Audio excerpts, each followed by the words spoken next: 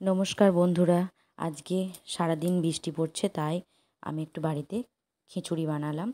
দেখো, এদিকে ঢ্যাঁড়স কেটে নিয়েছি, এদিকে আলুও কেটে নিয়েছি, আর কিছু সবজি কেটে নিয়েছি খিচুড়িতে দেবো বলে।